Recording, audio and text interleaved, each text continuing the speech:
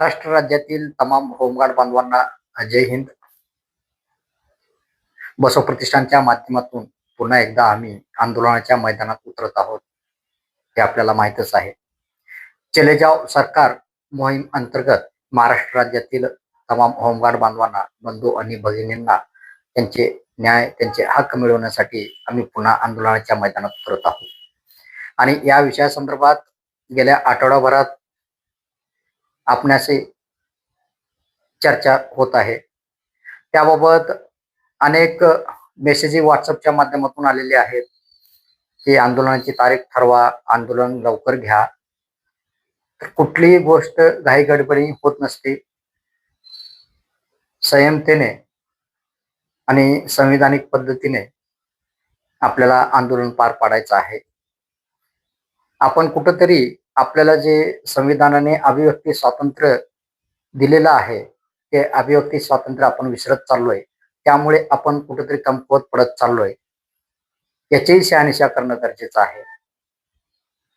कारण आज तागायत तुम्हाला ब्रिटिशकालीन कायद्याचा दबाव टाकून जे तोंड दाबून बुक्या मारण्याचं काम चालू आहे ते कुठेतरी थांबावं हे आमचं मानस आहे. लोकशाही बळकटच आहे, परंतु त्या लोकशाहीच्या माध्यमातून संविधानिक आपल्याला लढा उभा करायचा आहे. संविधानाने जी ताकद आपल्याला दिलेली आहे त्या ताकदीच्या माध्यमातून आपल्याला लढायचं आहे.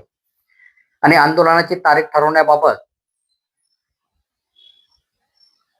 त्यापूर्वी आम्ही सर्वत्र बैठक घेणार आहोत आणि त्या बैठकीला सुरुवातही झालेली आहेत.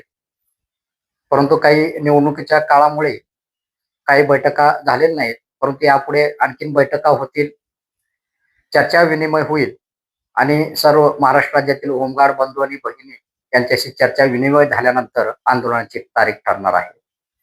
लक्षात ठेवा, स्वामी विवेकानंद म्हणतात, संघर्ष जितना बड़ा होगा जीत उतनी बड़ी शानदार होगी. आपल्याला संघर्ष करावा लागेल. आपल्याला हक्क, आपला न्याय मिळवून घेण्यासाठी आपल्याला पेटून उठावं लागेल. जोपर्यंत तुम्ही पेटून उठणार नाही तोपर्यंत तुम्हाला तुमचा न्याय आणि हक्क मिळणार नाही.